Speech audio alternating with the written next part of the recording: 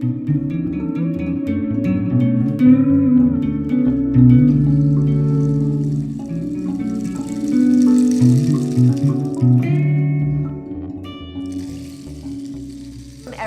to the Rebel Crone and another episode of the Wisdom Interviews.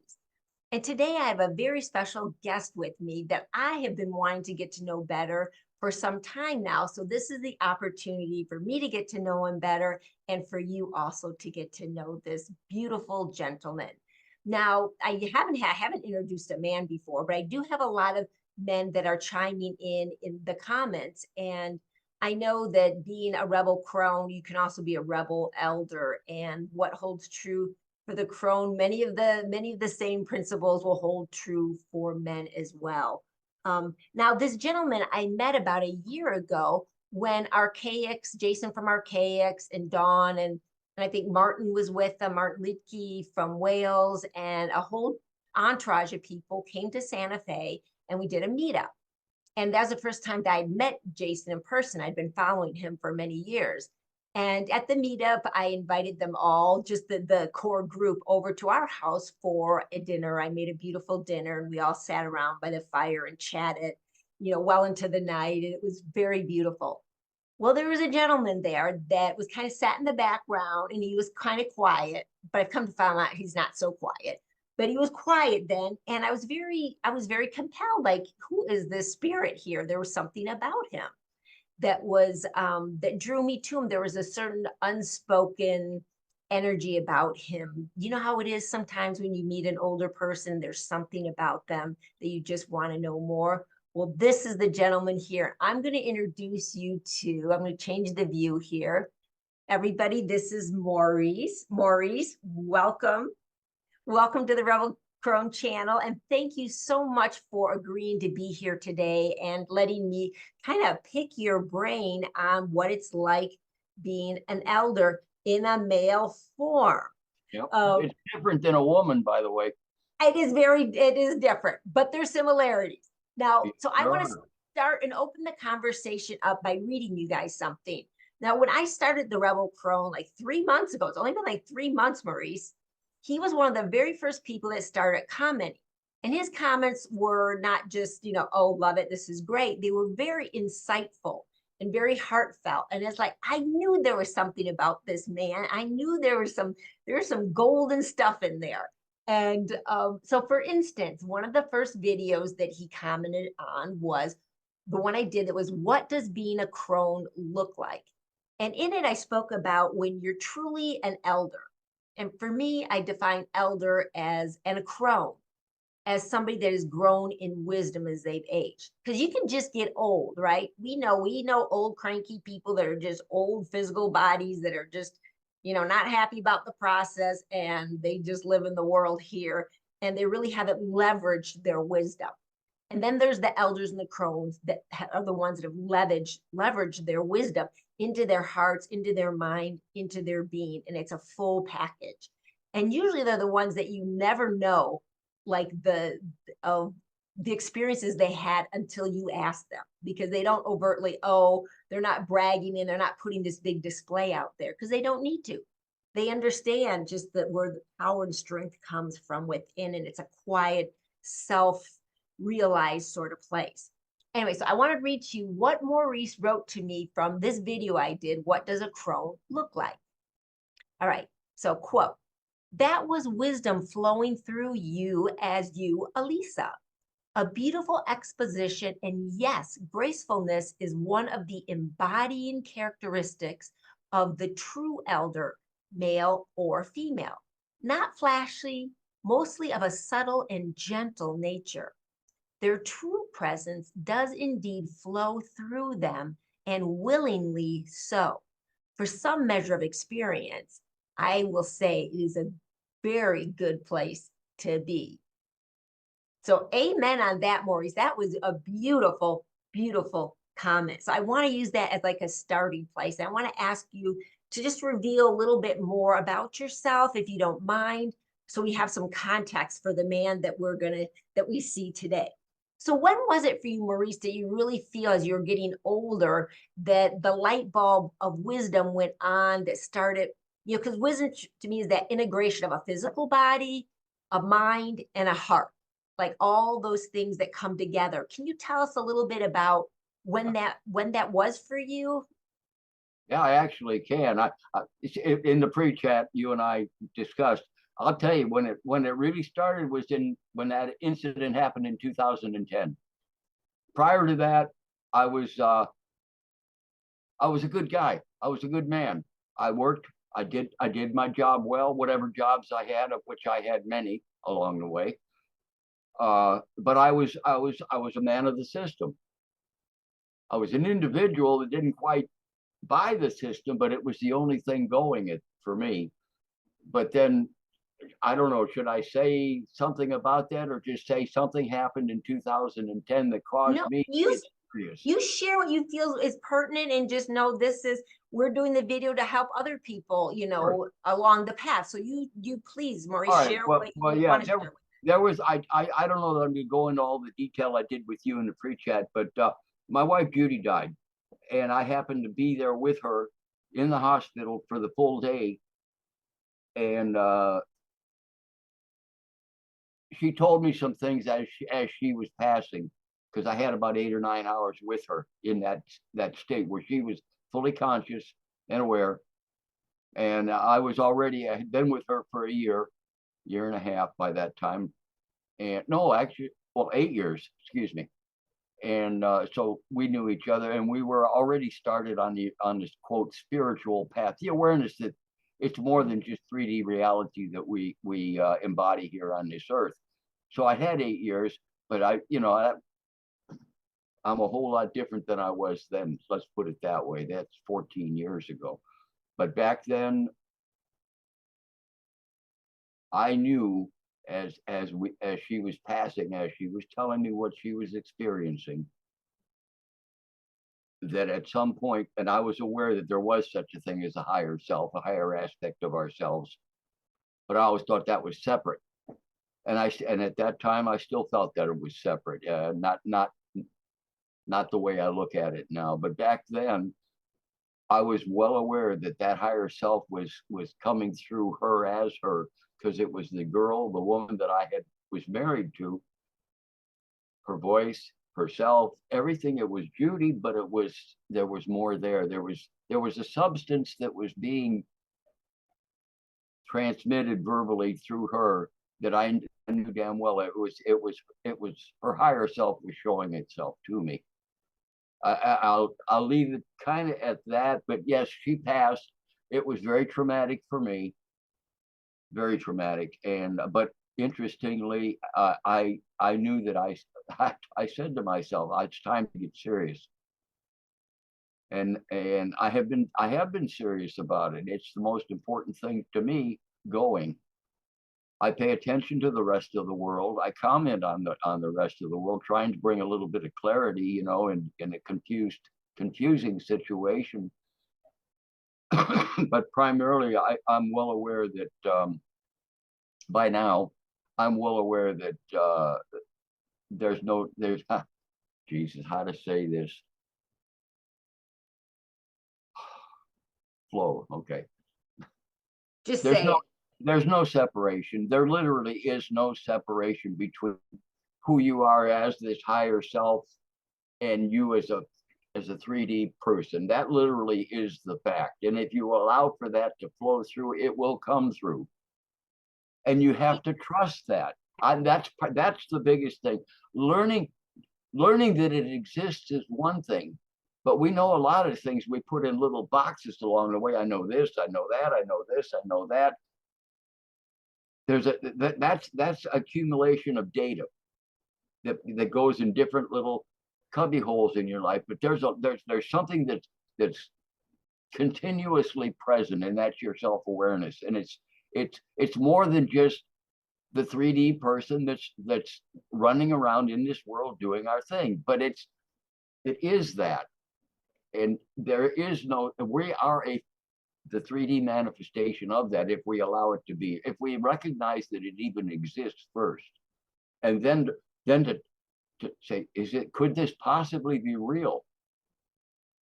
And the interesting thing is internally you get the answer immediately. Yes, it is.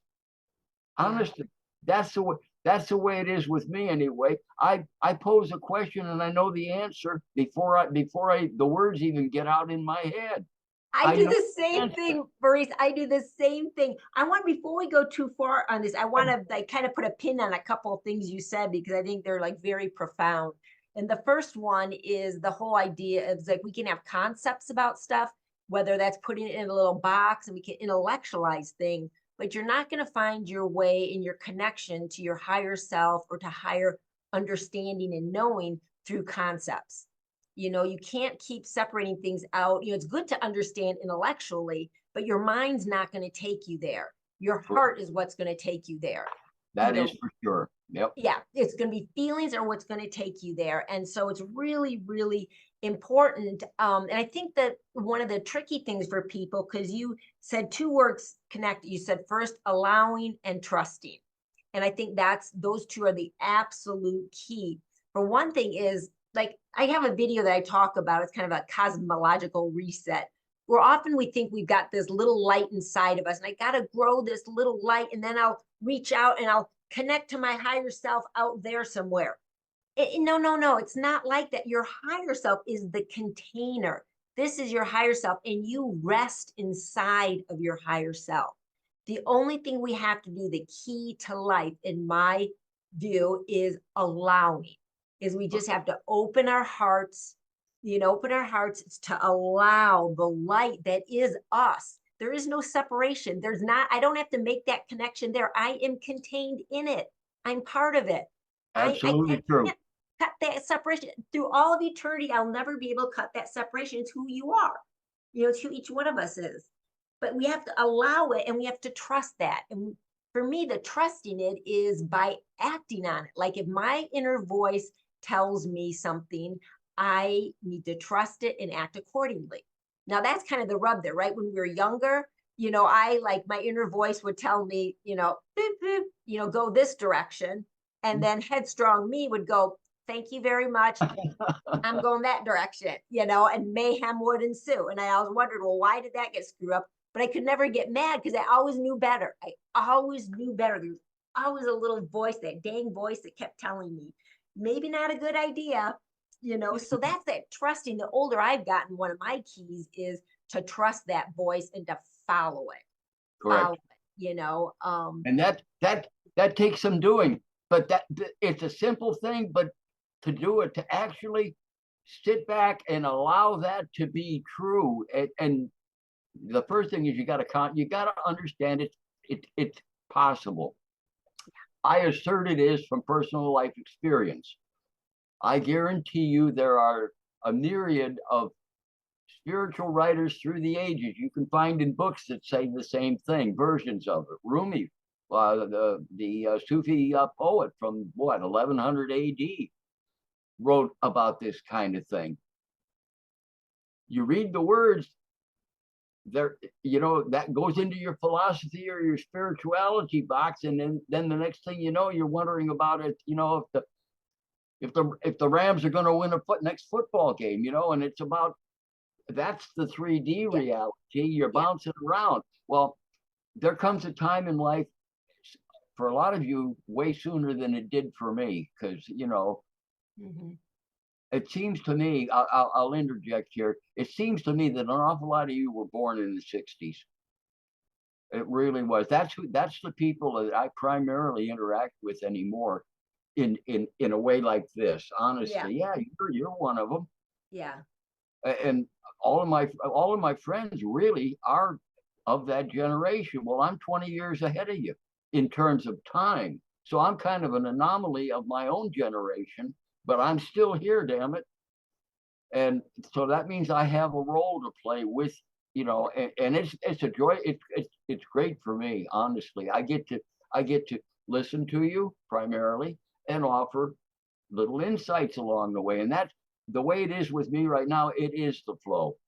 It's just Yeah. like what I told you in the pre-chat. I said I didn't prepare for this. I could have, made some notes, things I wanted to say, but I said no, do it cold. Do it Yeah. cold.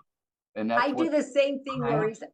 I started out doing my videos and I would like, oh my God, I was painstakingly like, and if you look at like the evolution of even over just 3 months, because I've done like, I think I have like 50, 60 some, and I've just really relaxed and trusting spirit and trusting the flow more. So today, all I did is I knew there was like a couple comments that I wanted to talk to you about with Sure. Mhm. has a starting points, but I wanted to back up a minute here because Dolores Cannon's work, which I love her work. I think I've read an audiobook like everything she's ever done.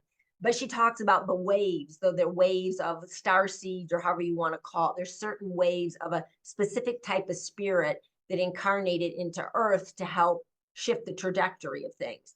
And there is waves earlier on. There's like the first waves, and then there's second waves, third waves, and from that, what I really extrapolated is that we have a certain ones of us come at a certain time to play a role. And that role, if we do that, it makes it easier for the next generation. Like right now, we know we're in this time of a great awakening, however you want to phrase it. The celestial paths are moving in a way, and the veil is thinning, and higher consciousness is coming in. I mean, whatever it is, it's a time of really big change and awakening of people to who they really are, what's really going on in the world. And it's happening sooner and sooner, but also it's happening because earlier on there's people that came that busted through. It's like busted through the cement, the foundation of what the world, the lies and manipulation it's been built on, have been busting through that. And I know I did, and I was born to do that. It started, as I shared to you in the pre-chat, about my out of body experiences starting at 7 years old that told me the world, it's not what you think it is.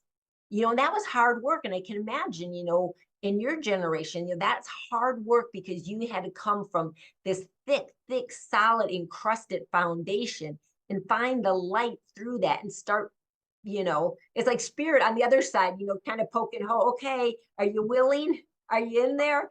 And now it's a lot easier. People It can is. wake up much more quickly and it's going to just increase. But that's because we've done work and we did the hard work. You did the hard work of, you know, stepping out of this 3D and saying, is there's something else going on here? And a lot of times it takes like a tragedy, right? And this is a tragedy, losing your beloved unexpectedly, that busted it open, and I've had times in my life where, oh my God, different things happen. I wasn't so miserable in this incarnation, had so many physical ailments and physical challenges and stuff that I never like, people think, oh, Elisa, you're beautiful, you're talented, and all of this. But I've really suffered in this life of a, body that had certain challenges and a family that was very challenging. And, suffering comes in all shapes and sizes, It but certainly does. it propelled me forward. Bottom line, it propelled me forward into, what, there's something more. There's something I want out of this. I want out of suffering, and now I'm starting to sound like Rumi. I'm going out of suffering and into, the light, and into where I knew there was a higher me that, you know, that it was there. Like, how I want to find her and why, and find my purpose. That was a big thing. Anyways, I'm blabbering on. I want to hear more from you, Maurice. And my game is to listen to you primarily. But Oh, I'll, all I can say is, yeah, I took longer. It took me 60 years. Well, 57 when Judy actually died. But in that process, I grew through the same kind of a trajectory you just described. Only it took me longer. It was slower. I didn't have to do it like you guys all do today. You have to do all of this stuff in a year or or 6 months because things are happening at such a rapid pace in the world right now. We're back in the 40s, for God's sakes. Hey, A Christmas Story. You look at that old movie that yeah. comes out at Christmas time. That's the way it was. It was that way when I No, was growing up. it was, and all my generation know that too, because we grew up before there were not cell phones. We had our little TVs with the rabbit ears on them, Oh black yeah. and white, and then we got color. There's no internet, there's no typing up to find information. I had an out of body experience at 7 years old. Who talked about that? I grew up in the Midwest in Northern I Illinois. know. Who the hell Absolutely. talks about that? I had no idea. I was just like, nowhere to go, no one to talk to about this, no one to find explanation. It was really, yours was maybe the Stone Age and mine was the Bronze Age or something. Pretty I don't much. know. But it was, Literally, we did not have television. I remember when the first black and white televisions came on the block that I lived on. I was probably 7 or 8 years old. Prior to that, the only external information that was available was the radio, or they back then they had weekly newspapers, Life, Look, maybe a couple of others, and the local newspaper. That was the only source of outside or information. libraries, or you could go to the library. You could, but most people Look through the cards. You could do that, but to be honest, most people didn't No. do that. But yeah, it was there. It was there. And of course, being a kid, I was in school getting taught the system, and figuring out how to survive in the system, and then maybe even thrive in the system. Well, who was teaching me? It was the system. Yes, we had church. I was raised Catholic. Okay. So anybody that's familiar with Catholicism, especially back then, they were still doing the Latin Mass. So we didn't understand the words because none of us knew Latin except I don't even know the priest knew it, but they said the words, and we'd get a 15-minute homily, in the middle of the Mass, and half of it was about the building fund, and then the other half was some passage out of the Bible. People did, but they did it. So we went to church. Well, that was my only spiritual training, was that. Oh my God. Maurice, it was so funny. My mother was from Italy and came over when she was a teenager. So she went to the Catholic church in the town I grew up in, Rockford, and the Mass was in Latin, And my dad was just like, my dad was such a rebel. He's like, screw this. And he went to the Episcopalian church, which were kind of like the rebels, And then I decided to go with my dad to it because during Mass, that's where you got to go to your Sunday school. So I got to play during not having to sit through Mass. And then eventually my mom came over, but it's so funny because, that was it. Now, at least the Episcopalians, there was a little more real talk about things, but there wasn't much there, right? There was no spiritual. Not really. It's more of a social thing than anything. Yeah. But it was the only thing I knew. So I bought it till I joined the Air Force, which happened to be a month after JFK got shot. That's another whole story, but that was a really big deal in this country. And at that time, I was 21 years old. And in college, I was a junior in college, but I hated it. And me and two other guys joined the Air Force in January of 1964. Bearing in mind, Kennedy, November 22nd, 1963 to January 14th is only a month and a half. Wow. Okay. So I went into the Air Force, and honestly, they sent me to Alaska. I was in basic training, which is out of communication with everybody except them. Then I got shipped. My first duty assignment was a 2-year assignment at Elmendorf Air Force Base in Anchorage, Alaska. Now, back then, Alaska had just been made a state in like 1960. And believe me, it was frontiers land up there. We did not have, we had let's put it this way. They would fly up the nightly news on the airplane from Seattle, Washington, and we would see last night's news on the local television today. You had telephones, but nobody used them. To the States, it was too far. And that was before Vietnam, by the way. I was on post when that happened. God, but Maurice, if people haven't been to Alaska, let me tell you, I went to Alaska in like around 2000, early 2000s, and on business stuff. And it was just when I flew into Anchorage, and when I stepped off the plane in that airport, that it was like stepping into a different world. It was just like it was like the frontier. Like I stepped back in time. That was up in the 2000s. But it was like I stepped back. You should have seen it in the early 60s. I cannot even. But anyway, yeah. And then after 2 years, I wanted anywhere warm, and so you got some choices. So everywhere in Florida and Southern California and stateside, I put in for. And what did they give me? They gave me Grand Forks, North Dakota. which I'll tell you the truth was freaking colder than Anchorage, Alaska was, as cold as Anchorage was. And during that time period, now what 4-year period, 64 to 68, lots and lots happened in the United States. Believe me, especially like in 1967, they had those riots that went across the country, culminating in Detroit, Michigan, which is my hometown, where Governor Romney, by the way, of Michigan at that time, sent the National Guard with tanks and the whole 9 yards of it into the city of Detroit because it was freaking burning down. I watch that shit on television. Of course, I'm in North Dakota, maybe 1,000 miles away, and I came back to a different world. I literally came back to a different world that I left, and I never did fit in with that world, although I did fit in, if you know what I mean. Right, right. Yeah. I was good at whatever I did. Actually, I was very good at whatever I did, but I always ended up getting in trouble with the bosses. I'd say something that they didn't want to hear, even though I felt that it needed to be said. Next thing you know, I didn't have a job, so I had to find another job, and that's how come I had so many freaking jobs. You were just a young rebel without a cause yet. So that's it. I had no cause, but I was a Yeah. young rebel. Believe me.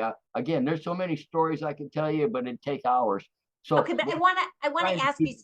I want to ask you something here, Maurice, because this is just while you were saying this is so funny. Because last night I was thinking a little bit, and I had a question that I totally forgot until just now that I want to ask you.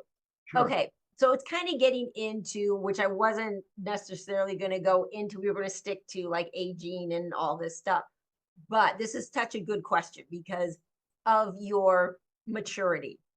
You have seen a lot, and I know like right now we think this is like the worst it's ever been. It's been, the world's in such, a state, and maybe it is in a little worse state, but if you've lived long enough, you see those cycles where it's always like the doomsday. It's always going to be like the end. It's always the fear mongering, and there's always something. So I wanted to address you with that. Like, what do you see as far as there's always something and kind of where we are right now? Things getting worse, or is it just the same old stuff? What do you feel about that? I do have some thoughts on that, and you're right about the flow and the ebb and the flow of the fear. I've watched it. I remember. I just remember it. Okay, the 50s and the nuclear and all of that kind of thing. Then all of that stuff happened. I experienced it, and it was traumatic and tragic, and it was fear, and then it was relief, and then it was some more fear. So that cycle is the flow of society in the Western world. And yes, I can tell you something has changed. This is not the same, even though it looks the same on the surface. And that's something I do want to point out to you. There's all kinds of ways of interpreting the same set of circumstances, all of them right, believe it or not. But there's levels of rightness. At the surface level, you say something that is true. But if you look behind the scene, you say, yeah, but this is also true. And you have to say, yes, that's true. Doesn't disallow the surface view, but then there's a deeper understanding of what's going on. And then there's a deeper level of understanding. It doesn't mean that the shallower levels are false. It just means they're incomplete. And that's what I find a lot of people doing. That wherever they are, they think they know, well, that's all there is to know, but that's not the case. This is such a mystery world that the more you expand or allow yourself to expand, however that actually really works, it doesn't mean other people are wrong. It just means they don't see what you see. Oh my gosh, Maurice, I just have to like put like an exclamation point, a yellow highlight on that. Just like that is so profound, and that's what's moving through my heart right now too. And I'm actually going to do a video that I've been kind of thinking through the last few days. Once we're done, I'm going to do one for the Rebel Crone, and it's really going to be talking about that because right now, no matter what side you are on this binary game that's being played out, and I'm looking at like especially in politics right now, where each side is really, I mean, they're just people. They're just people that want the same things we want, yet they're absolutely see the world a certain way. and they're just, like that's it. And the other side's like, no, this is it. And it's not like right or wrong, because that is what they see. That's what they see. But there's another way to view what's going on. That's what I'm going to talk about in my next video. But there's another place of viewing things out of the binary realm. Correct. You know, Absolutely. And yeah. that's the big difference now, because I'm not the only one that sees this. And that the last 8 years in particular for me, ever since I met a certain woman who I could name, We and can say her, you can name her. We can love bomb Dawn. damn right, it's Dawn Hart in Texas. Yep, yep. That's a whole story too. But I said yes to an unusual proposal she offered me. She asked me to do something, and I told her I had to think about it. And I did, and I called her the next day. I said, yes, I'll do that. And Okay, now I'm it's intrigued. You have to tell me what. her mother was Pat. When I first met her, it was on a Zoom chat that a small group of people had gotten together, and her mother was in the process of dying, actually, of cancer, and that was a big deal to her. And she got into a ring dang do with another woman on that chat, and I sent her a private message, and I supported her, and that's how it started with Dawn. And that was just something I did. I wasn't looking to angle anything. I just offered, let her know she was not alone. Yeah. And we started talking a little bit, but there was no relationship. My God, Dawn's 25 years younger than I am. Mm-hmm. And and her mother died. And then Dawn went in, she spent a month or so of really, really being a recluse and ranting and raging. And she has her own story. But I got a phone call from her one night, and she said, I need to go to Sedona, Arizona, and I need somebody to go with me. And she said, my spirit told me it was you. That's what she told me. Mm-hmm. Well, I never heard such a thing from anybody in my life, and that caught me. But rather than say, and she said, and I'll pay for it all. Well, that's the hook. Okay. And I said, but I didn't jump. I said, let me think about it. And then I ran it by my daughter, because she used to live in Pensacola, and I had lunch with her once a week. She worked downtown, I'd meet her somewhere and we'd have lunch. And I brought it up. I said, she knew Dawn, that I was at least talking to this girl in Texas. And she thought Dawn was, potentially a gold digger, because I had a little money, and my daughter's looking out for me, and Yeah. and I listened to her, and I said, well, I'll think about it. And I did overnight. And I said, no, I'm gonna go. So I called Dawn the next day and said, yeah, I'll go. And it's from that the next 8 years have transpired. And 7 of those years, Jason was not in the picture. Let's put it this way. And I met Jason early on with Dawn. And I told her right at the end, I said, this guy's a good guy. And you know how that all went. But for her, he's the perfect guy right now. And Yeah. and for him, she's I tell you, because I know Dawn very well, she's the perfect woman for him too.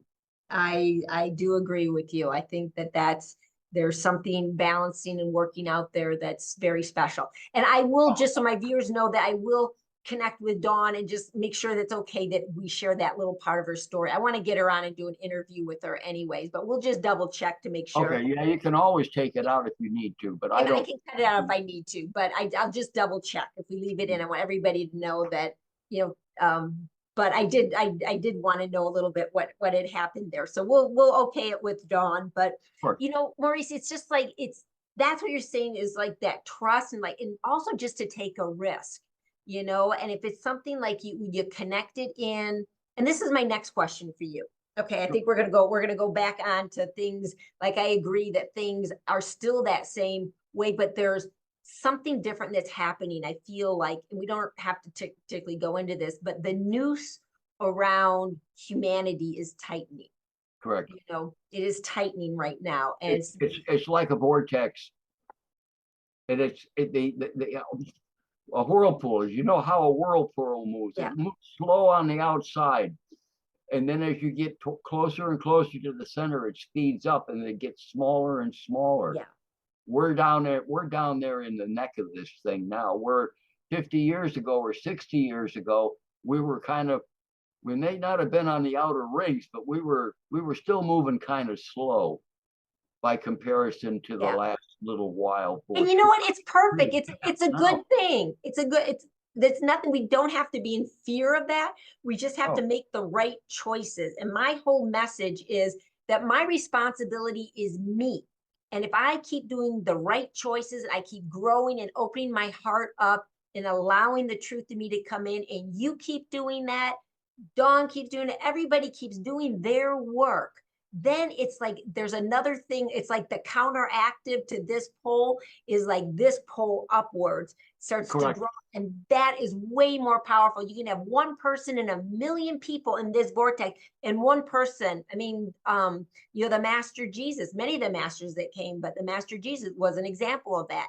One person can change the trajectory. Now that went off into a lot of other things, which we don't need to go into, but the power of a person in light and in the truth is exponential power. And that's I feel is like our goal. Yeah, it's scary, all this stuff's happening, but no, we're gonna wake up, we're gonna talk about it, we're waking up, we're aligning to it, we're not gonna react to it, right? Reacting to it pulls you right down into it. You get tethered into it. Not to react to it. But that brings us back to where we were before, where people, are really set in these, where they are, that this is the right thing. This is what's really going on. And for them, that's what's really going on. But the problem where I feel like that vortex is gotten its power is that it's pitting people against each other. There's no more of this generosity of, okay, you can feel that way and I can feel this way, and I can still love you, and we can still be family, and we can still negotiate and figure things out. It's no, you're a mortal enemy now. And I feel like that's the danger we're in right now. Well, we're in a duality. This world is a duality. You know that. Pretty much everybody that watches you knows that.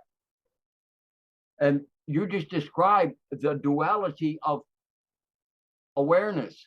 There are some people that are following a certain path. This is their reality. You mentioned the Republicans, the Democrats. We got the election coming. And that is their reality. There's another group of people that say, yeah, that's happening, but there's also this other aspect that's going on too, which is the internal life, and that has to fit somehow too. But the 3D reality doesn't really acknowledge that. They say the words, but they don't really pay attention to them as if they're real. They say the words in that, but they don't really want you to take it serious, and if you do start taking it serious, then you're on a different path. The road less traveled, Robert Frost. Yeah, exactly. We have really and truly, we are on the road less traveled, to keep it on a simple, kind of a way of expressing it. You mentioned Dolores Cannon a while ago. Don't forget, part of what she was talking about was the separation of reality. Yes. There is a separation going on, Elisa. People are they're either in your camp walking in that general direction, or they don't even want to hear about it. There's they don't even know it exists. It's not. And if you bring it up around them, they don't want to hear it. It's willful ignorance in a lot of cases. It's there to be known, but they don't want to hear about it because it disturbs wherever they are, and they prefer where they are. And you know what? Not everybody's meant to wake up at the same time. It's even everybody now. According to their design, and according to, there's a higher purpose. Like, I can't, who am I to judge if somebody's not going to hear the word and wake up to it? They're not an idiot. They're not stupid. They're not less than. That's just not in their design right now, and their higher self. I mean, remember, everybody, you can't incarnate here unless you're contained in the immortal and the beautiful divine being. You can't, that's what projects us into a body and into consciousness. Right. And that immortal knows that. That's the immortal's responsibility. That's like, the time comes, the immortal can just go like they go boop, push a button and the light goes on and they wait. Or maybe not in this life. Maybe they come back and do another one and they do it. That's But correct. That's actually, what you're talking about is accurate. It really is. And you finally you look at that long enough, you'll come to the conclusion your only one job is your own self. Literally, you do it for yourself, and everything else changes. A lot of these questions, they just fall away. They're not important anymore. You do yourself. You let that flow through you. You are it as it in 3D form. The wisdom that is there to be had is allowed to flow through. It's like you open up a tap and it works. It just literally works. How does it work? I don't know. I'm not in a position to know. And you know what? I'm at peace with that. I don't need to know every freaking answer in the world. That's just to me, the more I chase down these little rabbit holes, which I've done a whole hell of a lot in the last 25, 30 years. And before that too, I read massively, but I had to go to the bookstore and buy the books. I had 2,000 books that I'd read, and they weren't just comic books, let me tell you. But so I had a lot of knowledge in both worlds. And where I sit right now, the answer for everybody listening is you do you to the best of you, and everything will work around you for the best of you. But be that damn higher self, highest expression of yourself. You know what it is internally to do the right thing. Do it. And don't worry about the consequence. Just trust that you did the right thing in the moment, and that is you expressing yourself in your most beautiful, highest form. And one day you'll understand that is exactly what you've been. That's what you came here to do.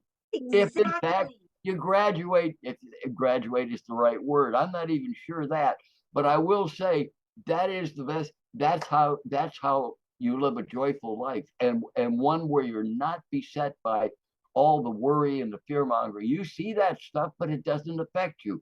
Doesn't mean you Right. ignore If it. it's a Democrat or a Republican gets in office, it's not going to affect your inner joy and It's the not. world that's forming up around you. And that's like you don't know that until you trust and you walk into that space and you allow that space and you Right. work on and you do you, and through experience you understand that it doesn't have to affect me.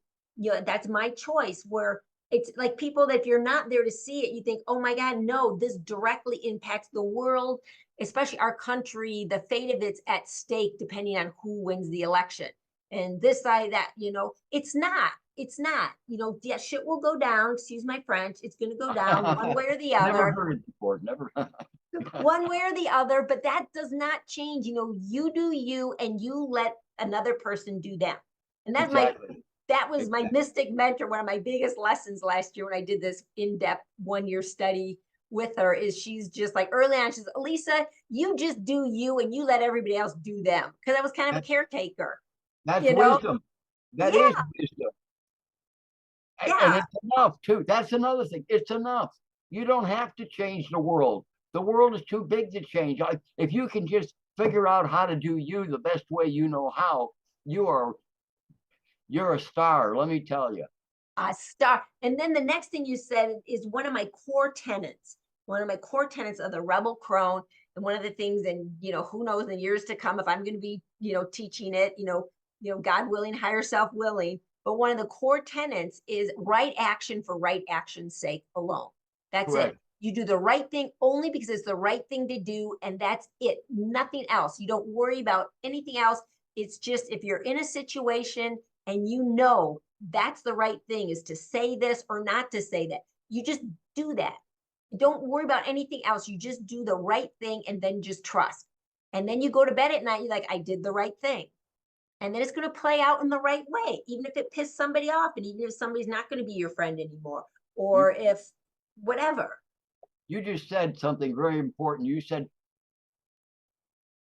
right action for the sake of right action, or something very akin Yeah. to that. The way you phrased it was perfect. I might have misstated it, but you do right action because it's right action. That's sufficient. And you know what that is also?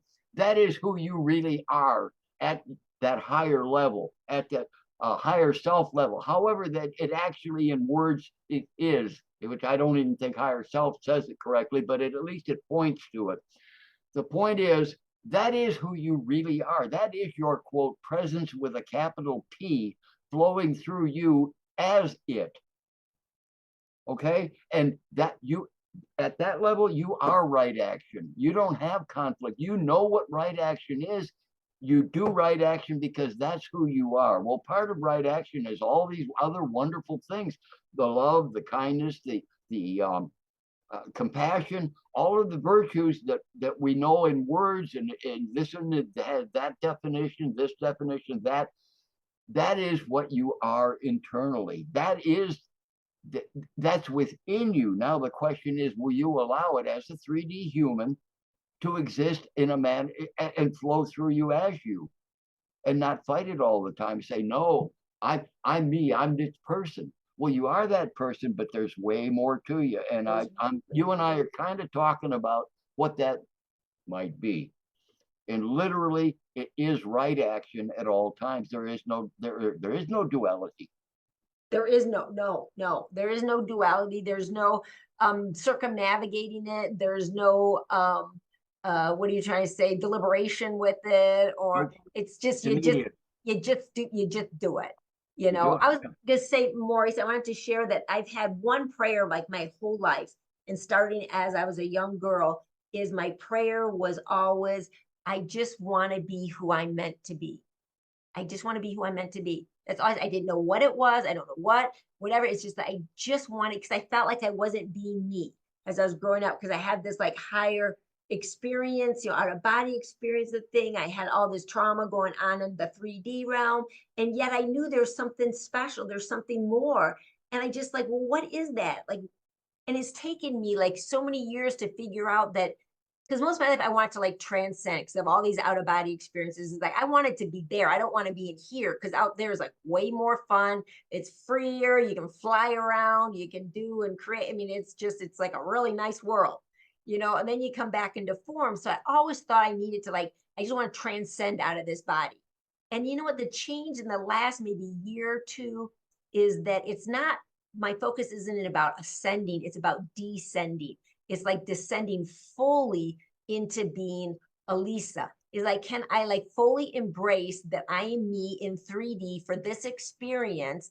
And I'm not like sentenced to I'm not in purgatory. I'm not in, a prison planet. I chose to be in this planet and I chose physical form. Now, how can I embrace that and come in harmony with that higher self so we can be one?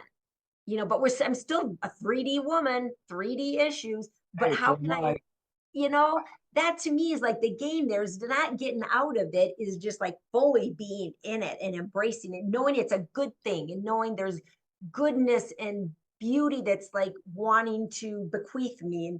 And the higher realms, our higher self, for lack of a better word, is a place of love and harmony, and can I let that thing, can I be that? Can I be that in expression? The only way you'll know that is to be in 3D a reality. There's a little one thing I read years ago. Why would a higher spirit even involve themselves in here? And the answer is, they don't know what steak tastes like as a 3D person. They want to know what steak tastes like. They want to know what duality feels like. And is it possible? Here's a question: is it even possible to be so divorced, so unaware, and still find your way through this maze that is created for us, that reunification can happen in 3D form to some degree or another? And I'm telling you right now that what I've seen, it's not one. I said this years ago. It's not one every 500 years. Jesus, Buddha, Rumi, if he even qualifies. The point is, what I'm seeing in my travels is many people like you, like Jason, like Dawn, like a myriad of people. There's a whole handful of them up in North Carolina. We know people, and via the internet, we have met people. Maybe not in physical form. Like I was sitting in your living room and in your, and I was at that dinner, and by God, you were I'll remember. I will divert here. I told you something when we left. Everybody shook hands and said goodbye, and I looked at you and I said, you have the most beautiful eyes. I remember telling you that, and I know it hit you because you knew what I meant. I wasn't talking about the color. I wasn't talking about, the physical. Yes, what came through you was your spirit, and I saw it, and I was trying to tell you that in English. And I know I hit you with that because people don't tell people that normally. And I think that's almost the only thing I said to you. I might have said, some other things along the way, but I remember doing that on purpose too, because it was so strong with me. God, the spirit was coming through you. It was. Mm. You may not have recognized it as such, but I did. That was, I was very interested. You were very quiet that night because we were with a bunch of talkers, right? We were. And you were very quiet. I did my thing, as hostess and all that, but there was something there when you said that it really catalyzed it. And I just want to say, Maurice, this is one of your gifts, in case you don't already know that, is seeing people and acknowledging people. It's like seeing people and letting them know that you see them. So it's like you're in cahoots with the angel within. And you just, you have this way, and that's what an elder does. And I feel like as a crone, that's one of my gifts is I can be around people and you know how to say the right. It's not like a compliment. I hate to use that word because it's not just a compliment, but it's because it's not about the physical eyes or physical presence, but you can reflect back to them something of the truth of who they are. I You do know, that. I find myself doing that. I knew you would do that. I knew it. Yeah. And it's not because I know all of these maneuvers that, this is the approach. I don't plan it at all. I let it flow. That's just like what we're doing today. No preparation. And believe me, I know how to prepare. I know I was taught, I know the game, but I don't want to play the game anymore. I want to be in the moment as much as is possible. And I trust that it works. And it does. I'll tell you that much from my own life experience. It does work. It But does. It absolutely does. and you And have to being allow it. you have to allow it. And it's also, while it is just this solo journey of you as an entity, as an expression of your higher self coming in, but part of that I feel like is to shine the light. Like right now, people need to be seen, like the truth of who they are needs to be acknowledged. It's like this is another one of my tenets is you can't build on a faulty foundation. You can't build out of something that's not there. What's wrong with the person is beside the point. What's right with them is the point. So you can have a Correct. person that's a mess of a person, yet there's one little thing where you see there's the spark in that person. All that doesn't matter. You go in and you see that spark and you go, look at you. I see you. And you share that. And what you do is you just fed the spark or the angel within, whatever you want to call it. You fed it energy and light in exchange. And that's how then that person, oh, maybe I'm going to be more kind and I'm going to feed that in myself. It's like, so it comes down to such simple things, doesn't it, Maurice? It literally is. It's not the big things that really matter. Yes, they matter in their level. They matter. It's the little things that really matter. And that's what you're talking about, and that's what I find works. At least it works for me. It just seems appropriate and it works. I know what you're talking about because, yeah, I've done it. I do it. And I don't have occasion. Listen, I spend most of my time by myself, being my cat. I don't I know. But hand off, I right? about, and normally I'm not the mouthy one in the crowd or the loudspeaker or look at me person. I'm not. But as that example, that little thing that I did with you when we left, that's the kind of thing I do. And it does exactly like what you said. It's the appropriate, perfect thing to be said at the moment that it's said. And the only way you can do that is to be in the here and the now. You can't be Yeah. in your memories. You can't be in what am I going to do this with this You potential, that missed it. potential.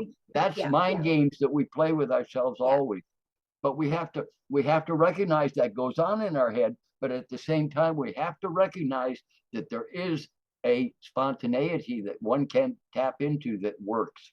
Oh And my God, it works perfectly every time. Even if you can't see the perfection in it, it's like, um, yeah, it's like you can, like, people think, well, oh yeah, if I'm called to serve, I'm gonna have to, I'm only like, important if I have a million people out there I'm working, there are thousands of people. No, you can be quiet in your own home and what you're entertaining in your heart, or meeting that one person and just seeing them and letting them know they're seen. That's potency right there. That's that's as much important too. potency. It's Yeah, important in their lives. And that's the most important thing you can act. Well, at least, you know, a lot of people do great and wonderful things. They lead armies, they lead this, that, and the other thing. They're great athletes, whatever, great geniuses in things.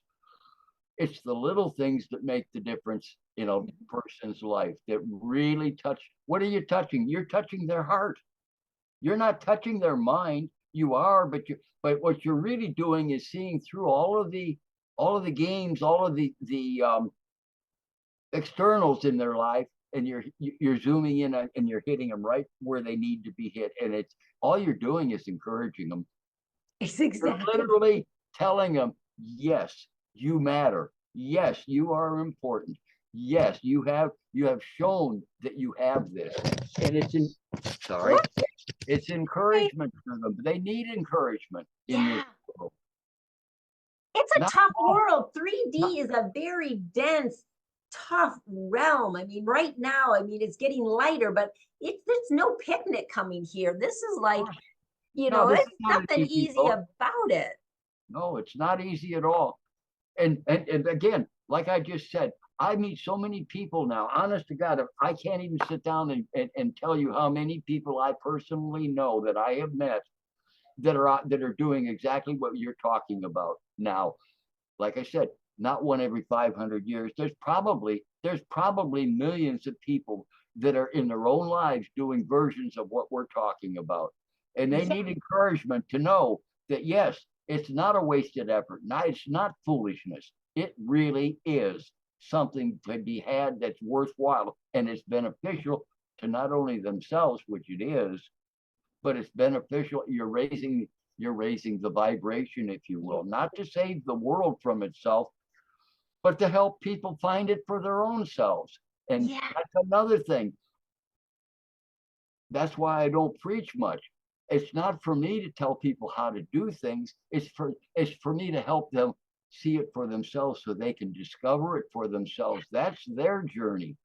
Help them on their journey so that they get to see it for themselves as opposed to somebody said it to them. And this is the way. And This is in the their own special way, their own special correct. way. I mean, it's like for every person, there's a different, unique perspective, and we'll have Correct. similar stuff, like through what I'm doing. This was definitely a call from spirit to, step up to the plate and say, okay, I will step up to the plate. I've shied away from that my whole life, but I will step up and I will speak, and like it or And what not, you're I'm doing, by doing. the way, is useful and helpful and beneficial. So don't stop doing that. Thank you. I can't stop because this is my commission, what I'm to do. But it's like I don't know, like people will resonate, like, okay, I understand, I'm kind of on the path as Elisa. If you don't, like you and I super resonated when you told me that, looked me in the eyes and said that, I saw YouTube then. It's like, I know you. And but that's fine, because then there's other people speaking their truth all around this beautiful, big, broad, differentiated world. There's all kinds of people speaking their truth, and you'll be drawn to something. You'll be Right. drawn to the right community, the right family for you. And it doesn't mean any other family's right or wrong. It's not about that. We just have our own unique configuration. And I feel like soul families, Right. but it I can. doesn't, like, That's a good whatever way to. that means. It's like it's something like that. There's an affinity, there's a soul affinities. We're And not as lost as we thought we were. We're not as lost as we thought we were, and that is a really nice place to be. that is, what? And I think we should wrap it up at that, Maurice, because I don't want this too long, but we're going Already to a talk long time. again. We're going to talk again, but I think that what you just said is like a beautiful way. It's not, we're not as lost as we thought we were. Because what you're saying is right now in the moment, it's like what I was thinking is a thought that's gone, And so right now you have right in this eternal now, you have a chance to like, just even listening to this is like, oh my gosh, it's okay. It is okay. That's okay. that's very true. And listen, lady, you're tapped in. If people don't see it, that's on them. But there's plenty of people going to see what as you've expressed yourself today in this. I have seen it, and I'm not the only one with eyes to see that. Believe me, you have people watching you that recognize that is you're doing exactly that. You're letting your higher self flow through you as you, but it's not only you. It's the larger you, and you've allowed it to flow. And doesn't it feel good? You don't question yourself when you say these things. They come through you as you. Yeah, they're the truth. And I used to say like my truth because I don't own it, but it's the truth coming through me. And I know that just No like question. you know You it. I don't don't question it. I don't, and if you don't like it, I mean, that's okay. I still love you. That's fine. Find the one that you like. All I say is you don't have to be critical. You don't have to go after somebody. Just find the one that you resonate with and go there. Exactly. If this doesn't resonate with you, that's cool. That's cool. Just find what resonates with you. I encourage you, find a voice, a voice calling out that you can relate to. Because there's many paths back. There's many paths back to the wholeness of who we are, and it's just find one. Just find one. Oh my gosh, Maurice, I knew this was going to be magical. I knew it. And I'm so grateful for you in my life. And I'm so grateful for the cords of friendship that have just been sewn so much deeper. And what's been revealed is just our real kindredness of spirit, which I knew was there. I knew it was there. And so I just hope that all of you listening, I just hope that you also feel the blessing of this beautiful man. Oh my God, I could just cry right now. This beautiful man and his spirit and what he quietly and gently brings into this world, but with passion, and with precision. And, you're beautiful, Maurice. And I am so glad to count you as one of my dear friends. And I look forward to more conversations with you if you would be okay with that. I like talking, but mostly it's like you and I talked for this period of time. That's the kind of conversations that I enjoy the most. I really do. And no, I don't plot them or plan them. They just happen.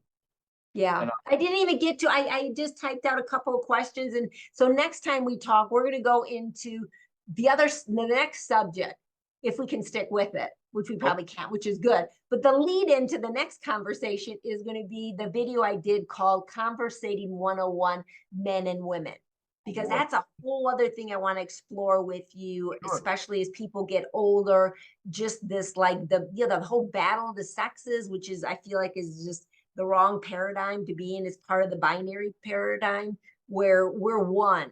And how can we really function better in our communication and our heart connection? So that's going to be the start of the next conversation. Does that sound good? Sounds like a plan. Okay. All right. Anytime you are. Okay, I'm going to sign off and stop the recording, and then I'll keep talking with you, Maurice. But everybody, blessings to you, and thank you so much for joining Maurice and I today for a heart, soul felt, and intellectual conversation. And I hope that it blesses your world as much as his presence has blessed mine. So peace within all of it.